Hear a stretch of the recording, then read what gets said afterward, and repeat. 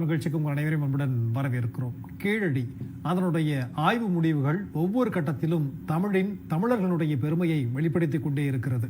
மாண்புமிகு தமிழ்நாடு முதலமைச்சர் அவர்கள் அது தொடர்பான ஒரு அருங்காட்சியகம், கீழடி பற்றியான அதற்கான ஒரு புத்தகங்கள், இதே மாதிரியான அடுத்தடுத்த விஷயங்களை செய்து கொண்டே இருக்கிறார்கள். இதனை கடந்து 5300 ஆண்டுகளுக்கு முன்பே இரும்பின் தொன்மை என்கிற அந்த இரும்பை பிரித்தெடுக்கக்கூடிய விஷயங்களையும் தமிழர்கள் தான் முதலில் உலகத்திற்கு அறிமுகப்படுத்தினார்கள் என்கிற மிகப்பெரிய உண்மையையும் முதலமைச்சர் அவர்கள் பிரகடனப்படுத்தினார்கள். இதையெல்லாம் கடந்து இதை பற்றி ஒரு ஆய்வறிக்கை என்பது ஒன்றிய பாஜக அரசிடம் சமர்ப்பிக்கப்பட்டிருக்கிறது. 2 ஆண்டுகள் அப்படியே கிடப்பில் போட்ட ஒன்றிய பாஜக அரசு இன்னும் மேலும் பல ஆதாரங்கள் தேவை, அப்போதுதான் அந்த ஆய்வறிக்கையை நாங்கள் அங்கீகரிக்க முடியும் என்று சொல்லியிருக்கிறார்கள். ஒன்றிய கலாச்சாரத்துறை அமைச்சர் ஷெகாவத் அவர்கள் தமிழ்நாட்டிற்கு வந்தபோது இதனை இப்போது சொல்லியிருக்கிறார். இப்படி அவர்கள் சொல்வதற்கான காரணம் என்பது ஆய்வறிக்கையின் மீது சந்தேகமா அல்லது அரசியல் பார்வையா என்கிற ஒரு முக்கியமான கேள்வியை வைக்க வேண்டியிருக்கிறது. இதற்கு முன்பாக பல்வேறு விஷயங்கள் அவர்கள் வெளியிட்டார்கள். சரஸ்வதி நாகரிகம் என்றெல்லாம் சொன்னார்கள். அதற்கு எந்த ஆய்வு முடிவுகளை வைத்து நீங்கள் சொன்னீர்கள் என்கிற கேள்விகள் எல்லாம் இப்போது எழுது கொண்டிருக்கிறது. விரிவாக நாம் கிடைப்பட்டிருக்கிறோம். இன்றைக்கு நிகழ்ச்சியிலே திமுகவினுடைய தரப்பிலிருந்து விக்கி அவர்கள் இணைந்திருக்கிறார்கள். அதே போன்று வரலாற்று பேராசிரியர் முனைவர் பிரீதா அவர்கள் இணைந்திருக்கிறார்கள். மாநில கல்லூரியை சார்ந்த பேராசிரியர் முனைவர் மாரப்பன் அவர்கள் இணைந்திருக்கிறார்கள். அதே போன்று திராவிட இயக்க தமிழர் பேரவையினுடைய சார்பாக வழக்கறிஞர் வைரமுத்து அவர்களும் இணைந்திருக்கிறார்கள். அனைவருக்கும் வணக்கம். முதல்ல மாரப்பன் சார் உங்கள்கிட்ட ஆரம்பிக்க விரும்புகிறேன்.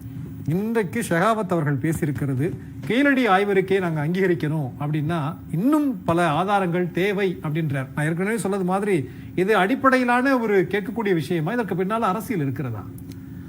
அதாவது வரலாற்றை பொறுத்தவரை வட இந்திய வரலாற்று ஆசிரியர்களும் சரி, வட இந்திய அரசியல்வாதிகளும் சரி 2 விஷயங்களின் மீது தாக்குதல் செய்கிறார்கள். ஒன்று காலம், இன்னொன்று மொழி. காலத்தின் மீது அவர்கள் ஏற்கனவே அந்த 4 யுகங்கள் இருக்கிறது என்றெல்லாம் சொல்லி இந்த காலத்தை அனாதி காலம் அப்படின்னெல்லாம் வேதத்திலலாம் எழுதி வச்சிருக்காங்க. அப்படிப்பட்ட சூழ்நிலையில் ஹரப்பா மொஹஞ்சதாரோ தோண்டிய பொழுது இது இந்தியாவினுடைய வரலாறே 3250 வருஷத்துக்கு முன்னாடி தான் தோன்றியது, அதுக்கு பின்னாடி தான் வேத காலம் வந்தது அப்படின்னு சொல்லிட்டு இன்னைக்கு இருக்கிற ஜெனட்டிக் வேலையும் அவங்க நிரூபிச்சிருக்காங்க. அதை சொல்லிக்கிட்டு இருக்காங்க. இப்போ இந்த சரஸ்வதி நாகரிகன்ற விஷயங்கள் எல்லாம் அவங்க எடுத்திருக்காங்க.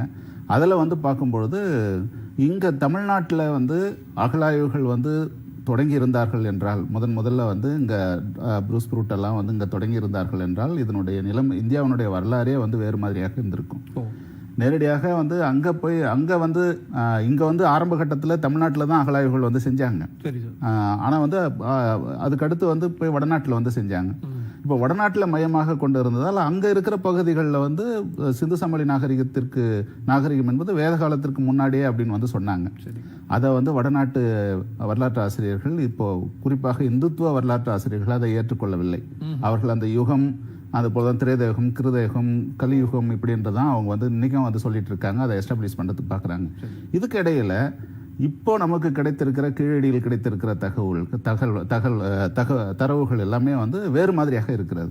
ரொம்ப ஒரு புள்ளி வரும் நான் சொல்றேன். சிந்து சமவெளி நாகரிகத்தில் 10,000 சைட் இருக்கு.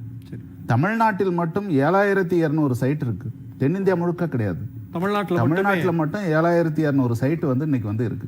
அதுல 190 சைட் மட்டும் தான் நம்ம எக்ஸ்கவேஷன் பண்ணியிருக்கோம். அதுல கீழடியில நமக்கு கட்டிடங்கள் கிடைச்சிருக்குது. அதுதான் மிகப்பெரிய தவறாக அவங்களுக்கு படுது. இங்க இருக்கிற இலக்கியங்கள்ல, சிலப்பதிகாரத்துல அதுக்கு முன்னாடி இருக்கிற இலக்கியங்கள்லாம் சொல்லப்படுகின்ற அந்த தரவுகள், அந்த இலக்கியங்கள் வாயிலாக நம்ம வரலாற்றை எழுதிட்டு இருந்தோம். அதுக்கு ஆதாரபூர்வமாக கிடைக்கின்ற இந்த கீழடியினுடைய தகவல்களை அடிப்படையாக வைத்துக்கொண்டு இந்த வரலாறு என்பது, இந்தியாவினுடைய வரலாறு என்பது தமிழ்நாட்டில் இருந்தான் தொடங்கும் அப்படின்ற ஒரு நிலைமை வந்துடும். அது நம்முடைய அரசியலுக்கு உகந்தது அல்ல அப்படின்ற அடிப்படையில் தான் இதை அந்த காலத்தை அவங்க டார்கெட் பண்றாங்க. இப்போ கீழடியில் கிடைச்சிருக்கிற தகவல்கள் அறிவியல் பூர்வமான தகவல்கள் கிடைச்சிருக்கு. ஒன்று இன்டர் யூனிவர்சிட்டி அசோசியேஷன் சென்டர்னு நியூ டெல்லியில் கொடுத்து இவங்க சயின்டிஃபிக் அனலைஸ் கீழடியினுடைய கார்பன் சாம்பிளை பண்ணியிருக்காங்க. மொத்தம் 23 கார்பன் கிடைச்சிருக்கு. கார்பன் மெட்டீரியல் ஷார்கோல் கிடைச்சிருக்கு. அதில் அவங்க அந்த டெல்லியிலையும் தமிழ்நாடு அரசாங்கம் நிதி உதவி செஞ்சு 10 இதுக்கு என்ன பண்ணியிருக்காங்கன்னா பீட்டா அனலைஸ் அப்படின்னு சொல்லிட்டு புளோரிடா மாநிலத்துக்கு அனுப்பிச்சு அதை செஞ்சாங்க. இப்போ அதில் செய்யும் பொழுது நம்முடைய காலம் 2300 அப்படின்றது கீழடியோட ரிப்போர்ட்டில் வந்திருக்கு. ஏன்னா அது தோண்டது 590 சென்டிமீட்டர் 18 அடி. இங்கே கிடைச்ச 6 லேயராக இருக்கு. 6 காலகட்டங்கள் வந்து இருக்கு. அந்த மண் படிவங்களை வந்து பார்க்கும் பொழுது அதுல 3வது லேயர்ல வந்து கிடைச்சிருக்குது என்னன்னா 190 சென்டிமீட்டர்ல 2350 வருடம்னு கிடைச்சிருக்கு. சரி. தமிழ்நாடு அரசாங்கம் 4வது கட்ட அகழாய்வு 5வது கட்ட அகழாய்வு அப்படின்னு போகும்பொழுது இப்போ கூட ஒரு ஆர்டிக்கல் நான் படிச்சுட்டு வந்தேன், ராஜனுடைய சாருடைய ஆர்டிக்கல் வந்து படிச்சுட்டு வந்தேன். தமிழ்நாடு கவர்மெண்ட்டுடைய கார்பன் டேட்டிங் ரிப்போர்ட்டை வந்து படிச்சுட்டு வந்தேன். அதில் வந்து 383வது சென்டிமீட்டரில் வந்து கிமு 585வது வருஷம் கண்டுபிடிச்சிருக்காங்க. இன்னிலிருந்து 2585 வருஷம் சொல்லிட்டு கண்டுபிடிச்சிருக்காங்க. இதனுடைய அடிப்படையில் இன்னும் பின்னோக்கி போகும். ஏன்னா இன்னும் 3 லேயர் 2.5 லேயர் இருக்கு. அங்க கார்பன் மெட்டீரியல் வந்து கிடைச்சாக்க இன்னும் காலம் வந்து பின்னோக்கி போகும். ஒரு இடத்துல சரி வைகை நதியிலே வந்து 292 சைட்ஸ் வந்து இருக்கு. தமிழ்நாடு முழுக்க 7200 சைட்ஸ் இருக்கு. இதை தோண்டினால் தமிழ்நாடு இந்தியாவுடைய வரலாறுன்றது வந்து தமிழ்நாட்டிலிருந்து தான் தொடங்கும் அப்படின்ற ஒரு அடிப்படையான ஒரு விஷயம் வந்து அறிவியல் பூர்வமாக நிரூபிக்கப்படும் என்பதால் அந்த அறிவியலையே இவங்க தாக்குதல் செய்யறாங்க. அந்த அறிவியலவே காரணம் காட்டுறாங்க. இப்போ எங்க வந்து அறிவியல் இல்லை, என்ன ரிப்போர்ட் இன்னும் வர வேண்டியது இருக்கு சொல்லுங்க. அப்போ இன்னொன்னு மொழியின் மீது வந்து தாக்குதல் வந்து நடத்துறாங்க. மொழியின் மீது தாக்குதல் என்ன அப்படின்னு சொன்னீங்கன்னா, நம்ம இதுவரையும் எழுத்துக்கள் கண்டுபிடிச்சது வந்து அசோகனுடைய கல்வெட்டுக்கள்ல இருந்தா மொழிகள் வந்து இருந்தது. அது பிராமி எழுத்துக்கள்ல இருந்து தான் வந்தது. அங்கிருந்து தான் தமிழ்நாட்டுக்கு வந்து எழுத்துக்கள் வந்து வந்ததுன்னு சொல்லிட்டு இவ்வளவு நாளா சொல்லிக்கிட்டு இருந்தாங்க. சரி. ஆனா இப்ப இருக்கிற நம்ம தமிழ்நாட்டில் இருக்கிற ஆர்கியாலஜிஸ்ட் எல்லாம் வந்து தமிழ்நாடு முழுக்க போய் தோண்டி எடுத்து அவங்க என்ன பண்ணிருக்காங்கன்னு சொன்னா, இதனுடைய காலகட்டம் கொடுமணல் எல்லாம் இன்னைக்கு வந்து 3000 வருஷத்துக்கு முன்னாடி வந்து ஒரு புது வகையான எழுத்துக்கள் இருக்கு. தமிழுக்கே உடைய லகர நகர ரகர அந்த மாதிரியான எழுத்துக்கள் வந்து நம்ம கிட்ட வந்து இருக்கு. இதுக்கு வந்து வேற பெயர் சொல்லணும். ஏன்னா ஒரு மெச்சூர்டான ஸ்டேஜில் தான் வந்து அசோகனுடைய கல்வெட்டுக்கள் வந்து பதிச்சிருக்காங்க. ஒரு அரச சாசனம் அது.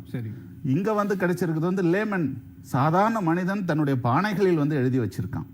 அதே போல அது மட்டும் இல்லாம எழுத்தினுடைய அடிப்படை இவர் சொன்னது செகாவத் சொன்னது வந்து ஒரு விஷயம் என்னன்னு சொன்னா, எழுத்தினுடைய அடிப்படை தோற்றத்திலிருந்து வந்து ரொம்ப நுணுக்கமா அவங்க அதை வந்து கவனிக்கணும். எழுத்தினுடைய தோற்றம் என்பது வந்து அதை வந்து ஒரு இடத்த வச்சு நம்ம வந்து முடிவை சொல்லிட முடியாதுன்ற ஒரு வார்த்தை அவர் வந்து சொல்லியிருக்காரு. சரி.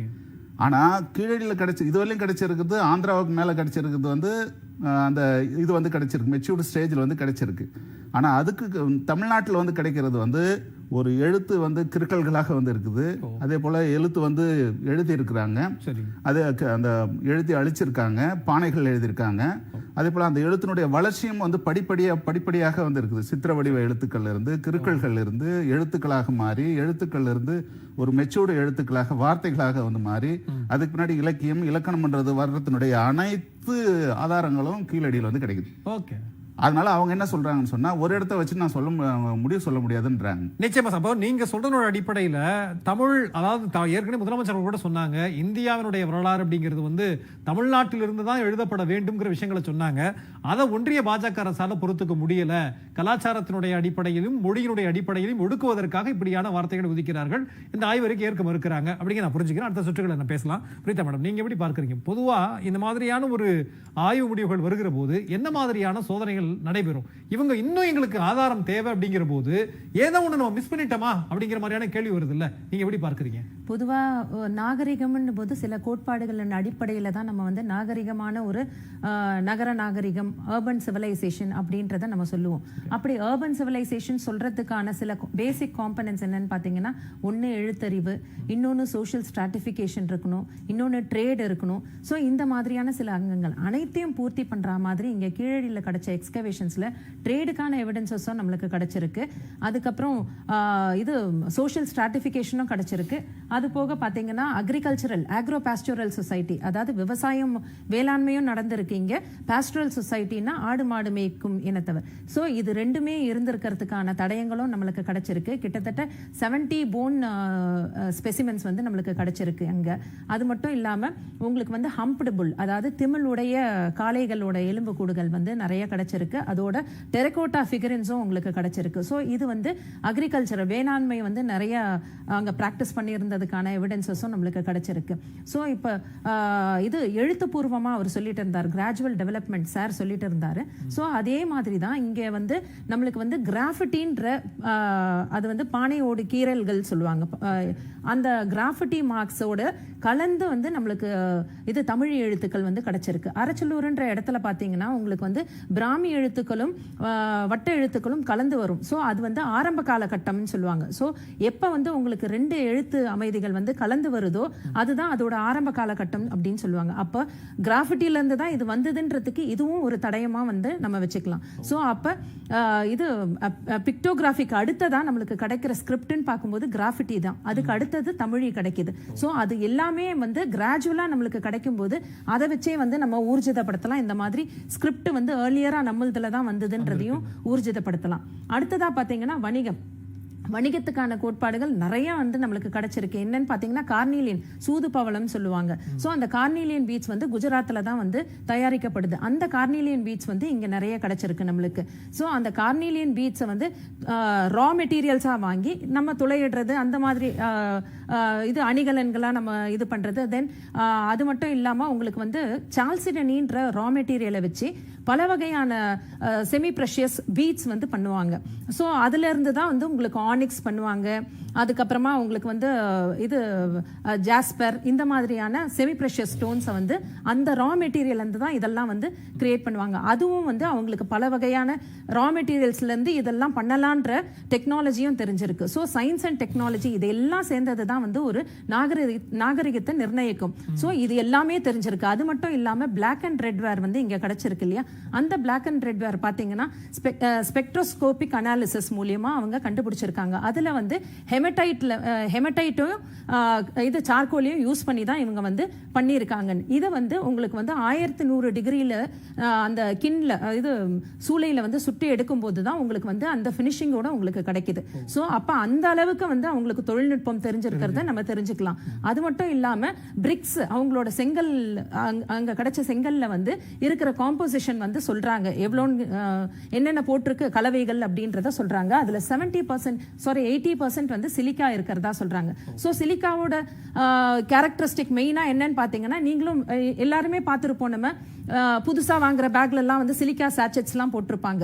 அது எதுக்குன்னா அந்த மாய்ஸ்சரை வந்து இல்லாமல் பண்ணுறதுக்காக. ஸோ அப்போ அந்த செங்கல்கள்லையோ இது மேற்கூரைகள் வந்து அங்கே கிடச்சிருக்கு சரிஞ்சா மாதிரி. அந்த மேற்கூரைகளோட நுனியில் பார்த்தீங்கன்னா போஸ்ட் ஹோல்ஸ்ன்னு சொல்லுவாங்க. அதாவது அந்த கம்புகள் நட்டு கூரைகள் மாதிரி போடுறதுக்கு அந்த போஸ்ட் ஹோல்ஸ், அந்த கம்புகள் வந்து துருப்பிடிக்காம, மேபி அது இரும்பா இருந்ததுன்னா துருப்பிடிக்காம இருக்கிறதுக்கு, இல்லை உட்டா இருந்தாலும் அந்த மாய்ஸ்சர் இல்லாமல் பண்ணுறதுக்காக அந்த அளவுக்கு அவங்களுக்கு வந்து தொழில்நுட்பம் தெரிஞ்சிருக்கிறது நம்ம கண்டுபிடிக்க முடியுது. இப்ப சாதாரண செங்கல் இப்ப பிரசன்ட் டேஸ்ல பாத்தீங்கன்னா செங்கற்கள் எல்லாம் வந்து முக்காவாசி 60% மேக்ஸிமம் வந்து நான் சொல்றது 60% காம்போசிஷன் ஆஃப் சிலிக்கா தான் இருக்கும். சிலிக்கா இப்பவும் பயன்படுத்துறாங்க, பட் அவ்வளோ இல்லை. அது அவ்வளோ யூஸ் பண்ணதுக்கான ரீசன் இதுவா இருக்கலாம். ஸோ இந்த அளவுக்கு அவங்க வந்து யூகிச்சு ஒன்னொன்னையும் வந்து தொழில்நுட்பங்களையும் செஞ்சது. இது அத்தனையும் நம்ம பார்க்கும்போது மிகச்சிறந்த நகர நாகரிகமா இருந்திருக்குதுன்றதை தெரிஞ்சுக்கலாம். ஓகே, கண்டிப்பா. அப்போ நீங்க சொல்றதன் அடிப்படையில் கட்டிடக்கலையிலும் வந்து நம்ம வந்து மூத்தவர்களாக இருந்திருக்கிறோம், தொழில்நுட்ப அடிப்படையிலும் சரி, வேளாண்மை, இப்படி எல்லா வகையிலும் நிரூபிக்கப்பட்டிருக்கிறது. ஆனா இதை ஏற்க மறுக்கிறாங்க. அப்படிங்கிற போதுதான் அந்த இடத்துல வந்து கேள்வி வந்து வருது. பேசலாம். இது வரைக்கும் நீங்க வந்து அறிவியல் பூர்வமா சொன்னீங்க, வரலாற்று பூர்வமா. இதுல இருக்கக்கூடிய அரசியலை பற்றி நான் கேட்கிறேன். இடைவேளைக்கு பிறகு நான் வர்றேன். நேரில் சிந்தனை கிழமை நிகழ்ச்சியில் தற்போது ஒரு சிறிய இடைவேளை.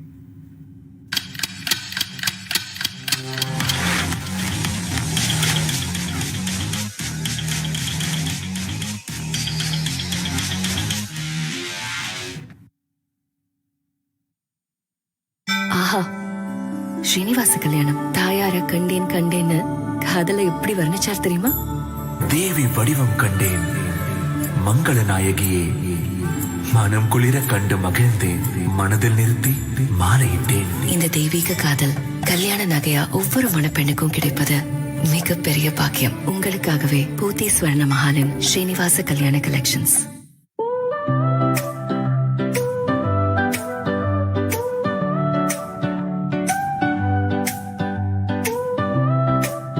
அனில் கம்பு மாவு, சத்தானது, ருசியானது.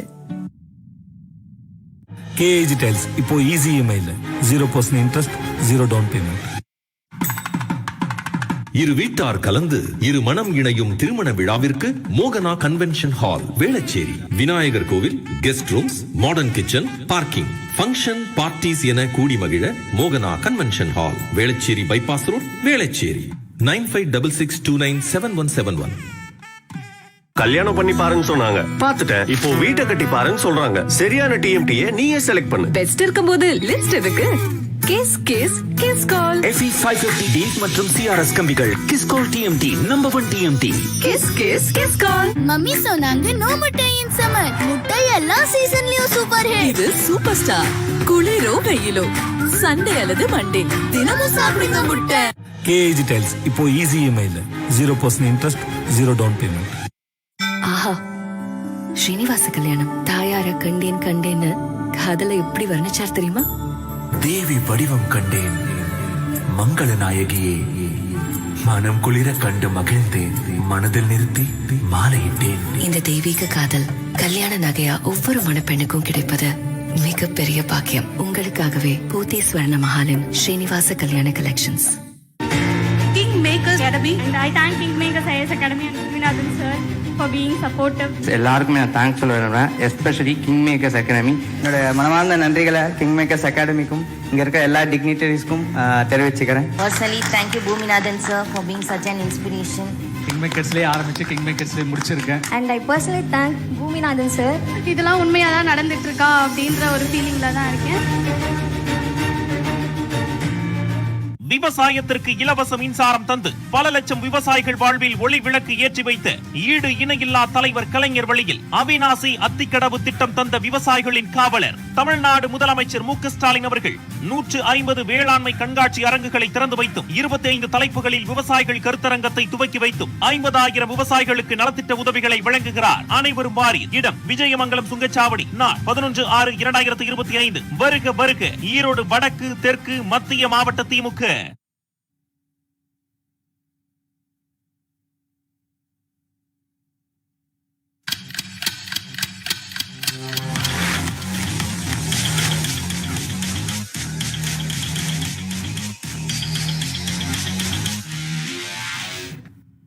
சிந்தனை கிளம்பு நிகழ்ச்சிக்கு நேர்களை மீண்டும் வரவேற்கிறோம். விக்கி, அதாவது கீழடி அப்படிங்கிறது வந்து தமிழருக்கு மிகப்பெரிய ஒரு பெருமை. முதலமைச்சர் அவர்கள் ஏற்கனவே பலமுறை மாறுதட்டி அதை பேசியிருக்கிறாங்க. ஆனால் இன்றைக்கு ஒன்றிய அமைச்சர் இப்படியாக சொல்லியிருக்கிறார். இது ஒரு வழக்கமான நடைமுறை தான். ஏற்கனவே அமர்நாத் அவர்களுக்கு வந்து சிறு திருத்தங்களுடன் அந்த ஆய்வறிக்கை சமர்ப்பிக்கணும்னு சொன்னபோது பிரச்சனை வந்தது. இது வழக்கமான ஒரு நடைமுறை தான், அரசியல் ஆக்காதீங்கன்னு சொன்னாங்க. இப்போதும் கிட்டத்தட்ட அவர் அப்படியே தான் பேசியிருக்கிறார். உங்களுடைய கருத்து? இல்லை, வழக்கமான நடைமுறைனா எது? 2023 ஆய்வறிக்கைகள் சப்மிட் பண்ண பிறகு இவங்க என்ன பண்ணாங்க? இந்திய தொல்லியல் துறை குறிப்பா இந்த ஆய்வுகளை அப்படின்னு எனக்கு டீட்டெயிலாக அதை பற்றிலாம் தெரியல. நான் படித்த வரைக்கும் கார்பன் டேட்டிங்னு ஒரு மெத்தட் யூஸ் பண்ணுறாங்க, இன்னொன்று AMSன்னு ஒரு மெத்தட். ஸோ இந்த மெத்தடில் தான் இந்திய தொல்லியல் துறை வந்து ஆய்வுகளையே மேற்கொள்ளுது. ஸோ அதன் அடிப்படையில் தான் ஆய்வு முடிவுகள்லாம் வெளியில் வருது.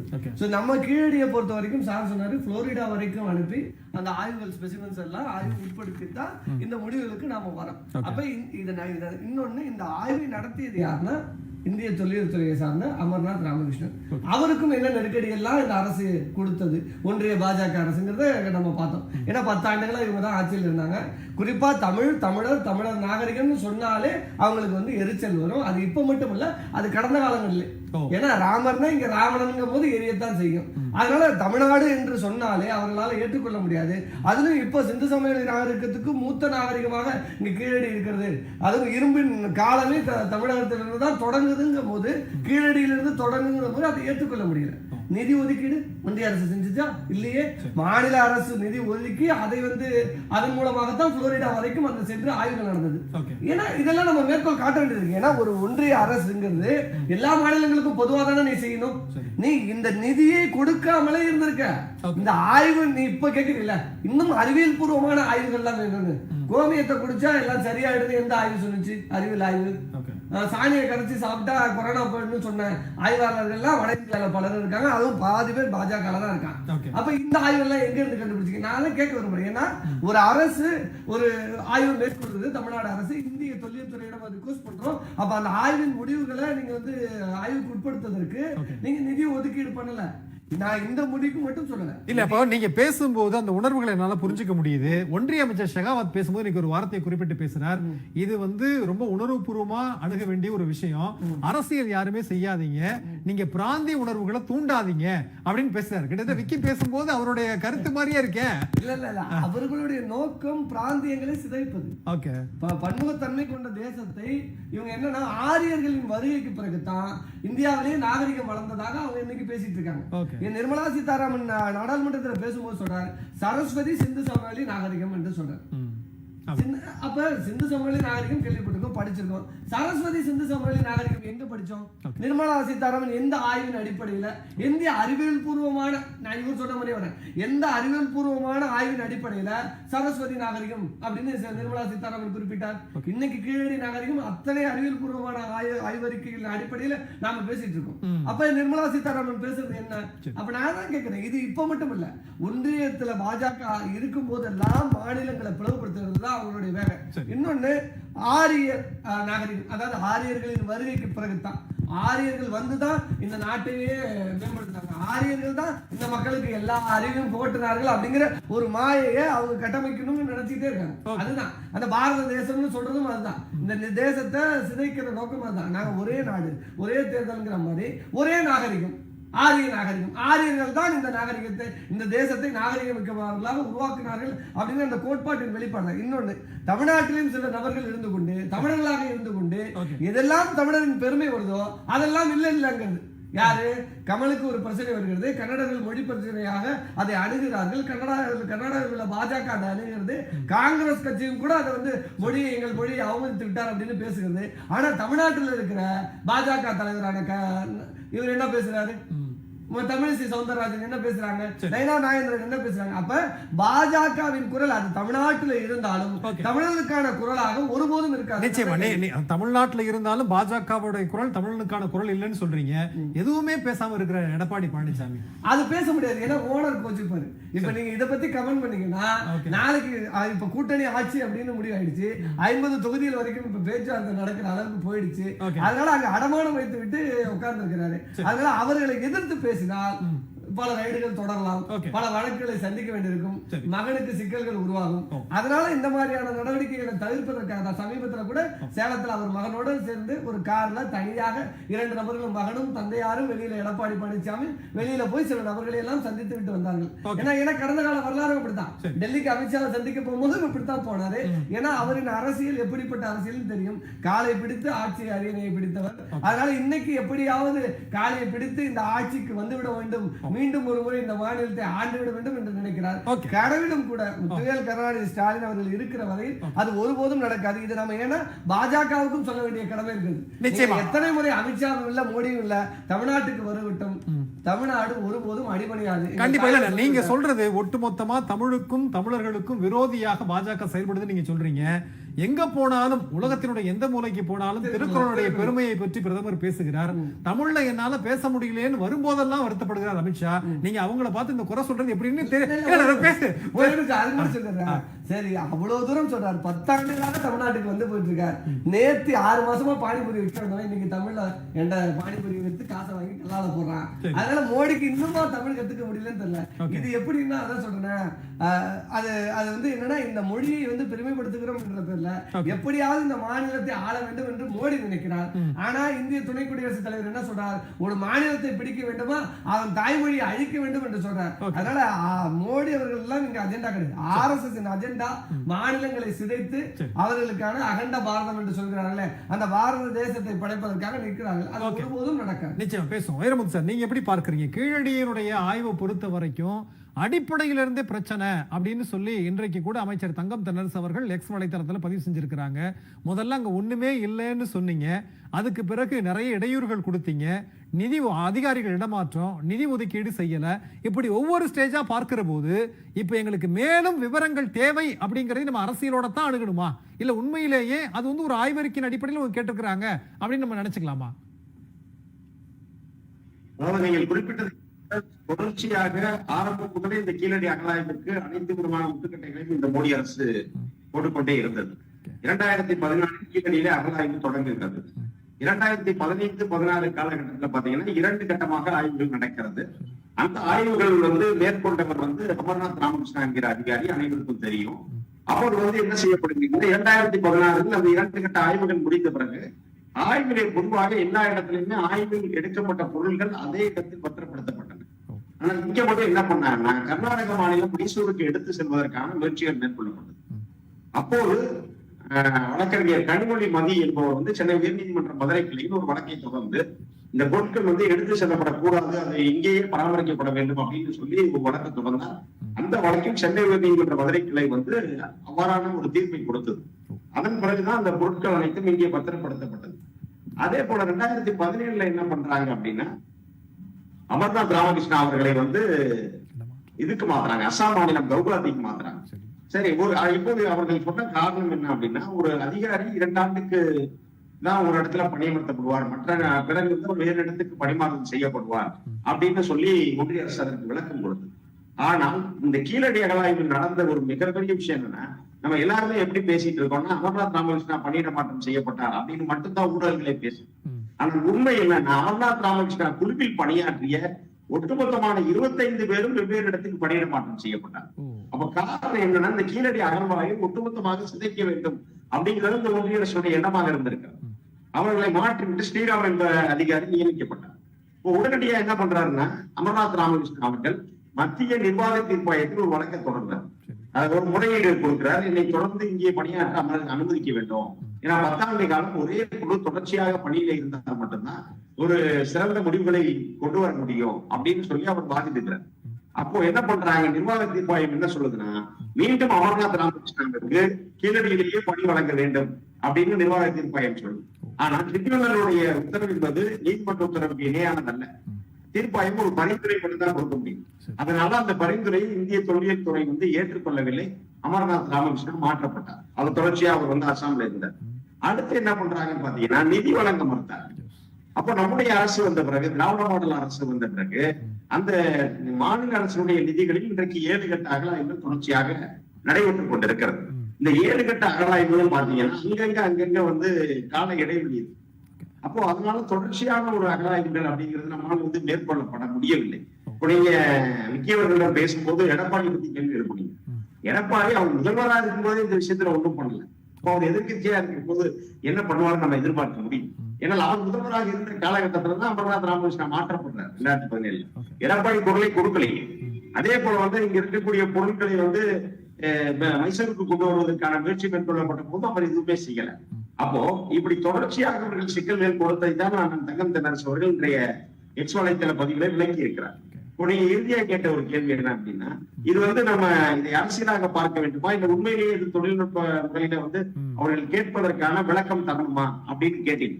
அப்போ அதை நாம் பார்க்கும் பொழுது இன்றைக்கு தொல்லியல் துறை வந்து ஒரு 5 விதமான விளக்கத்தை வந்து கோரி இருக்கிறது.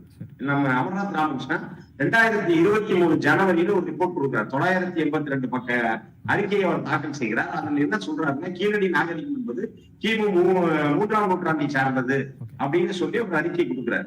அப்ப அந்த அறிக்கையை ஏற்க மறுத்து தொல்லியல் துறை வந்து இன்றைக்கு ஒரு 5 விளக்கங்களை கோரி இருக்கிறது. அந்த 5 விளக்கங்கள் அவங்க என்ன சொல்றாங்க அப்படின்னா, கிமு 8 முதல் 5ஆம் நூற்றாண்டை சேர்ந்தது அப்படிங்கிறது அமர்நாத் ராமகிருஷ்ணனுடைய அறிக்கையில் இருக்கிறது. அதுல என்ன சொல்றாங்க, அந்த கால வரையறை எடுத்து விடுங்கள், இது கிமு அப்படின்ற மட்டும் போடுங்க, அதுல ஆண்டை குறிப்பிடாதீர்கள் என்று அவர்கள் சொல்லுகிறார். அடுத்தபடியாக பார்க்கும் பொழுது ஆரம்ப காலம் கிமு 300க்கு முற்பட்டது அப்படின்னு மட்டும் சொல்லுங்க. அதுக்கு மேல இருக்கக்கூடிய, அதாவது 8 முதல் 5 அப்படிங்க நூற்றாண்டுக்கு முந்தையது அப்படிங்கறத சொல்லாதீங்க அப்படின்னு சொல்றாங்க. அதே போல பாத்தீங்க அப்படின்னா வரைபடங்களை வந்து மாற்ற வேண்டும் அப்படின்னு சொல்றாங்க. அதே போல கூடுதலாக அவர்கள் கேட்கிற ஆவணங்கள் என்ன அப்படின்னா, திட்ட வரைபடம், விளிம்பு வரைபடம், அடுக்கு வரைபடம் போன்றவற்றை சமர்ப்பிக்க வேண்டும் அப்படின்னு கேட்கிறாங்க. இதுல நம்ம மிக முக்கியமாக பார்க்கப்பட வேண்டிய ஒண்ணு என்ன அப்படின்னா, வெறும் கிமு மட்டும் சொல்லுங்க, அந்த கிமுல ஆண்டை குறிப்பிடாதீர்கள் என்று அவர்கள் சொல்வது எதற்காகன்னா, இப்போதைய நிலைப்படி இந்த ஆய்வறிக்கை ஏற்றுக்கொள்ளப்பட்டால் இந்தியாவுடைய மூத்த தொன்மையான நாகரிகம் கீழடி நாகரிகம் தான் அப்படிங்கறதை இந்த ஆய்வறிக்கை உறுதிப்படுத்துகிறது. அப்போ சிந்து சமவெளி நாகரிகத்தை விட இது முந்தைய நாகரிகமாக அமைந்துவிடக் கூடாது அப்படிங்கிறதுக்காக இவங்க என்ன பண்றாங்க, அந்த ஆண்டை மென்ஷன் பண்ணாம பண்ணுங்க. அப்படின்னா என்ன பண்ணுவாங்கன்னா, சிந்து நாகரிகத்துக்கு பிறகானது கீழடி நாகரிகம் என்று சொல்லி நம்முடைய அந்த நிலையை, நமக்கு இருக்கக்கூடிய அந்த உயர்ந்த நிலையை குறைத்து மதிப்பிட வேண்டும் என்ற காரணத்திற்காகத்தான் இவர்கள் இதை சொல்லுகிறார்களே தவிர, ஆகவே இதை முழுக்க நாம் அரசியலாகத்தான் பார்க்க வேண்டும். ஏன்னா இவங்க கேட்கிறத விட மிக உயர்ந்த தொழில்நுட்பத்தோடு தான் இந்த 2017 பிப்ரவரியில அங்கிருந்து எடுக்கப்பட்ட கார்பன் தான் டெஸ்டுக்கு அனுப்புறாங்க. அது இன்றைக்கு இருக்கக்கூடிய உலக அளவில் 2 சிறந்த டெஸ்டிங் மெத்தட் மூலமாக அது வந்து சோதனை செய்யப்பட்டது. ஒண்ணு வந்து பாத்தீங்கன்னா கார்பன் டெஸ்டிங், இன்னொன்னு பாத்தீங்கன்னா ஏஎம்எஸ் அப்படின்னு சொல்லுவாங்க, ஆக்சிலரேட் மாஸ் ஸ்பெக்ட்ரோமெட்ரி அப்படிங்கிற ஒரு டெஸ்ட். இந்த 2 டெஸ்டையும் ப்ரூவ் பண்ணி கீழடியில் எடுக்கப்பட்ட கரி என்பது கிமு 200க்கும் முற்பட்டது அப்படிங்கறது அந்த அறிக்கையிலே சொல்லப்பட்டது. அது வந்து முக்கியமான ஒரு காரணியா பார்க்கணும். ஆக இப்படி உயர்ந்த தொழில்நுட்ப முறையில் செய்யப்பட்ட அந்த சோதனைகள் எல்லாம் ஏற்றுக்கொள்ள மாட்டோம், நீங்க இன்னும் அதிகமா வந்து இதுக்கு ஆதாரம் தேவை என்று சொல்லுவது என்னன்னா, வேர்ல்டு வைட்ல எது அப்டேட்டட் டெஸ்டோ அந்த டெஸ்ட் ரிப்போர்ட் கொடுத்த பிறகு கூட இதற்கு மேலும் வேண்டும் அப்படின்னு அவர்கள் சொல்லுவது முழுக்க இது வந்து தமிழர்களுடைய நிச்சயமா சார், நீங்க சொல்றது முழுக்க அரசியல் பார்வையோட தான் அணுகணும் நீங்க சொல்றீங்க. ஒன்றிய அமைச்சர் ஷெகாவத் பேசும்போது இந்த முடிவுகளை பொறுத்த வரைக்கும் அரசியல்வாதிகள் எதுவுமே முடிவு பண்ண முடியாது, ஆய்வாளர்கள் தான் முடிவு செய்யணும், அதனால வந்து இதை நீங்க தேவையில்லாம அரசியலுக்கு எடுக்க வேண்டாம் அப்படின்னு சொல்லக்கூடிய அந்த கருத்து என்பது சரிதானா அப்படிங்கிற பார்வை வைக்க வேண்டியது இருக்கிறது. பேசலாம், ஒரு இடைவேளைக்கான நேரம், பிறகு நம்ம பேசலாம். சிந்தனை கிளம்பு நிகழ்ச்சியில் தற்போது ஒரு சிறிய இடைவேளை.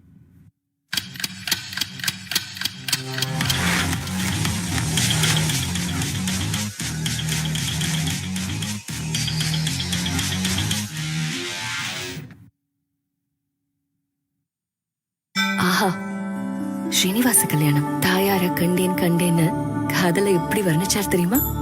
தேவி வடிவம் கண்டேன், மங்கள நாயகியே மனம் குளிர கண்டு மகிழ்ந்தேன், மனதில் நிறுத்தி மாலையிட்டேன். இந்த தெய்வீக காதல் கல்யாண நகையா ஒவ்வொரு மணப்பெண்ணுக்கும் கிடைப்பது மிகப்பெரிய பாக்கியம். உங்களுக்காகவே பூத்தி ஸ்வர்ண மஹாலின் Srinivasa Kalyana collections. KAG tiles இப்போ easy EMI 0% interest, 0 down payment. இனி ஒவ்வொரு வீடும் கேஏஜி டைல்ஸ் வீடாகட்டும். கேஏஜி டைல்ஸ், இது பேர் இல்ல, பெருமை. மம்மி சொன்னாங்க நோ முட்டை இன் சம்மர், முட்டை எல்லாம் சீசன்லயும் சூப்பர் ஹிட். இது சூப்பர் ஸ்டார். குளிரோ வெயிலோ, சண்டே அல்லது மண்டே, தினமும் சாப்பிடுங்க முட்டை. இரு வீட்டார் கலந்து இரு மனம் இணையும் திருமண விழாவிற்கு மோகனா மகால் 3 அரங்குகள், மோகனா மண்டபம், மோகனா அரங்கம், மோகனா மினி ஹால், அனைத்து வசதிகளுடன் விநாயகர் கோவில் மற்றும் புஃபே விருந்துக்கு ரூஃப் கார்டன். உங்கள் விழா எதுவாக இருந்தாலும் மோகனா மகாலில் கொண்டாடுங்கள். OMR கேளம்பாக்கம் 9444996161.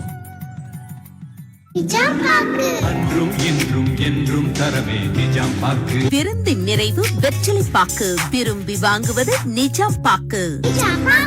கிச்சன் மேடைக்கு ஆர்டர் கொடுத்துருந்தேன், சரி அளவு எடுத்துட்டு போனா எப்ப எடுத்துட்டு வந்து தருவானே தெரியல. நம்ம அனுஜ் டைல்ஸ்ல கிச்சன் ஸ்லாப்ல ஃபுல் பாடி டைல்ஸே இருக்குப்பா. அனுஜ் டைல்ஸ், ரகங்கள் பலவிதம், ஒவ்வொன்றும் உலகத்தரம்.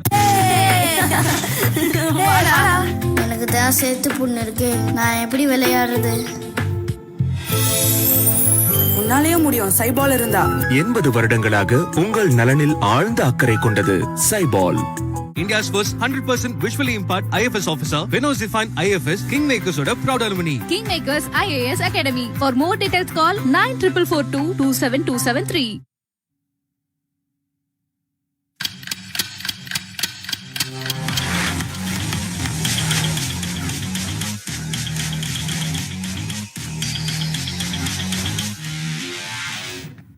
சிந்தனை கிளம்பு நிகழ்ச்சிகளை மீண்டும் வரவேற்கும். மாரப்பன் சார், அதாவது இந்த ஆய்வறிக்கையை மேலும் இன்னும் ஆதாரங்கள் தேவை அப்படின்னு சொல்றதுக்கு பின்பாக இன்னும் ஆய்வறிஞர்களுக்குள்ளேயே மாறுபட்ட கருத்துக்கள் இருக்கிறதா அப்படிங்கிற கேள்வி வைக்க வேண்டியது இருக்கிறதே. ரொம்ப நகைப்புக்குரியதாக வந்து இருக்கிறது. ஏன் அப்படின்னு சொன்னீங்கன்னா, இதை வெட்டிங் வந்து கொடுத்தது வந்து 2 பேர்கிட்ட கொடுத்தாங்க.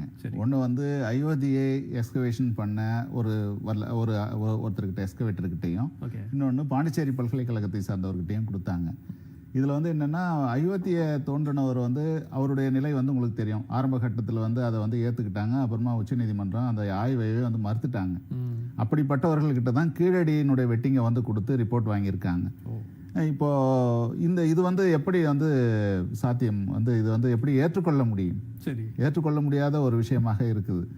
அதே போல் வந்து இந்த வெட்டிங் மட்டும் இல்லாமல் அது வந்து இவங்க அறிவியல் பூர்வமான முறை அப்படின்னு சொல்கிறாங்க.